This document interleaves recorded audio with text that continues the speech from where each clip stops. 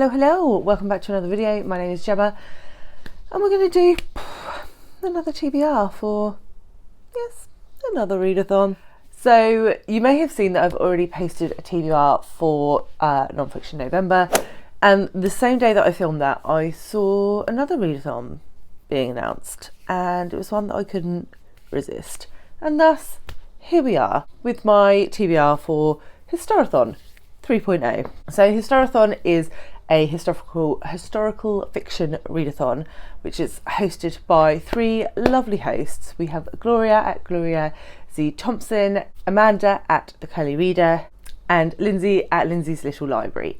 And so these three lovely ladies have created a sort of choose your own adventure readathon with the theme of a stitch in time, and basically the book that you read then dictates the next book that you read. So I'm not very good at that because I read multiple books at the same time. So for the sake of the TBR, I'm going to do it in the order, but I might not actually read them in that order. That's fine. So the first book in this series of prompts is The Lost Girls of Willowbrrok by Ellen Marie Wiseman. So this is the group read, and I will be joining in for this. I have been quite excited for this. I think it featured on one of my anticipated releases earlier in the year because it came out earlier in the year, obviously. And in this one, we are following a young girl. She is an identical twin, and she loses her sister when she is quite young, and her mother, and she's raised by her stepfather. And then as time passes, she discovers that her twin is in fact not dead, but living at this institute called Willowbrrok, which is not a very nice place to be. So it is based on a real place. Willowbrrok was a real sort of school for girls or whatever it was. I will find out more when I read it, but I'm very excited for this one, so I will definitely be joining in with the group read. The next prompt is to read a book from a different country to the last book. So The Lost Girls of Willowbrrok is set in America, and so the book I'm going to go for is The Kite Runner by Khaled Hosseni. Yes, I am guessing it on the TBR this month. So this is set in Afghanistan, very different to the US, and is set in the 1970s and follows a young boy who is excited for a kite flying contest with his friend, and they go, and then I believe there is a Russian invasion and something happens to his friend, and all I know is that it is heartbreaking. So definitely a Gemma book, and I can't believe it's taken me this long to really get to it, but this is like top of the TBR pile for November. The next prompt is to read a book with a similar cover, and I actually really struggled to find something that was similar to this, and in the end I've gone for a Prayer for Owen Meany by John Irving, mainly because it has a boy on the cover. That's how I'm linking these two. So I know that both AJ Dunn over at AJ Dunn Reads and Writes and Jolene at Bookworm Adventure Girl both really like this book, and it's one that I've been meaning to get to for a long time. So it's going on the TBR. I don't know too much about this. A young boy is playing baseball. He hits a foul ball. I don't really know what that means either, but the ball ends up killing his friend's mother, and it's what happens after that. So yeah, I don't know too much about anything more than that, and I don't really want to going in. It sounds like, again, it could be quite devastating, and it's set in the 1950s, so that's what I'm adding for this prompt. Then we have a book set in a different decade, and this is perfect because I'm going to choose Anna of Kleve by Alison, Weir, the fourth book in the Six Tudor Queens series, which I am co-hosting a read-along for. So if you're new, I will leave all the details below, or just drop me a message if you want to participate. But me and my lovely friend Emily from Novell Novels are co-hosting a read-along of this whole series, one book every 2 months. And the book for November and December is Anna of Kleve. And this was set in the 1930s and 40s. In the 1530s and 40s. So yeah, I'm in a different century, so that definitely counts for this prompt. And it follows the fourth wife of Henry VIII, who he wasn't married to for very long. So yeah, I know almost nothing about this queen, so I can't wait to dive in and see what it's all about. Then the fifth prompt is an author whose surname begins with the same as the previous author. So Alison Weir, so I need an author with the surname beginning with W. And for ages I was like, oh, I don't know any. What am I going to do? And then I was like, Gemma, you idiot. Because I am buddy reading Still Life by Sarah Winman with the lovely Emily, again from Novelle Novels. And this is set in the Second World War. It takes place in Tuscany, and it's about an English soldier, I believe, who sort of stumbles across an art historian in a cellar when Tuscany's being bombed by the Nazis, I think, and it's about their relationship together and what happens in the subsequent decades, I believe, in a nutshell. I know a lot of people have read this, so you may be like, Gemma, that's the worst synopsis ever, but that's what we're going with. It had quite a lot of hype earlier on in the year, and I've been meaning to get to it ever since, so that's what I'm reading for this prompt. And then prompt number 6 is to read a book with fewer pages.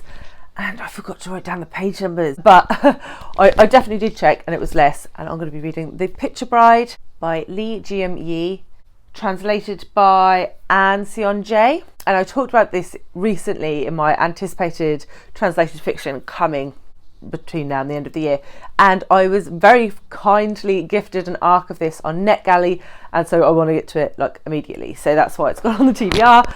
And this is at the end of World War One, so I think it's like 1918 or something that this takes place, and it's about Korean women who are promised to men in America, Hawaii in the case of this book, and that is based on a photograph. They go off on a ship, arrive in Hawaii, they have nothing but a photograph of their betrothed, and those photographs aren't always accurate. And we follow 3 women in this, and I'm really, really, really pumped for it. So adding that to the TBR. And then the next prompt, prompt 7, is to read a book with a protagonist of a different race. So obviously in The Picture Bride we have Korean protagonists, and then I'm going to go to Icelandic protagonists.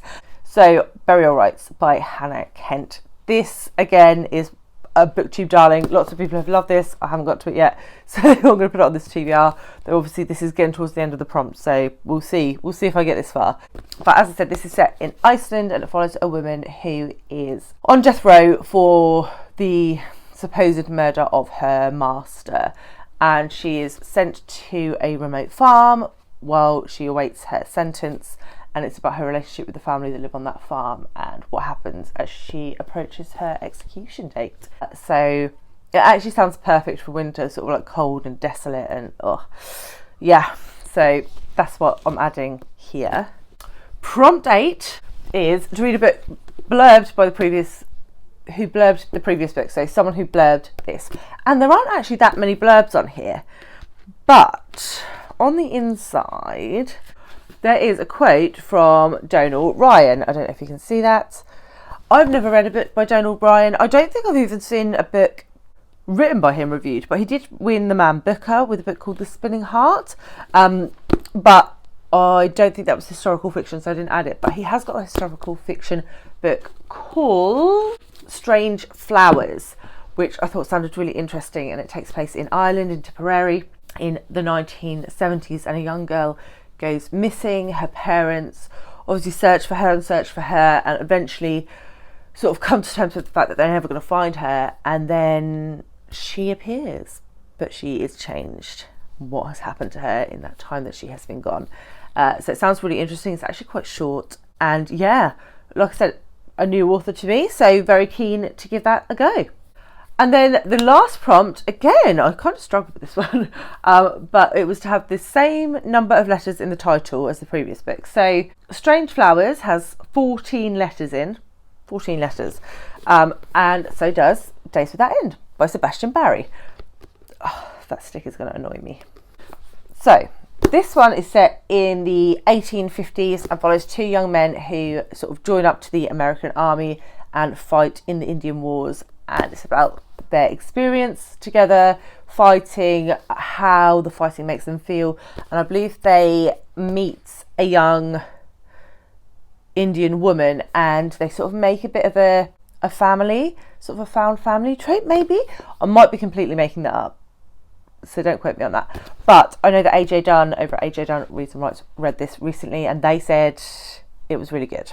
So I would like to get to it, and I picked it up quite recently on in a charity shop. So yeah, so that is the last book going on the TBR. So that is that 9? I think that might be 10. No, it's 9. 9 books on that TBR to go with the 4 that I have for non-fiction November. And obviously my standard TBR will be coming out next Saturday. So I will have plenty to go at. If you are new, I never finish my TBRs. Ever. It just gives me lots to choose from. And I'm happy with that situation. I'm not going to sweat it. Reading is fun. So those are the books on my TBR. Are you doing Historathon this year?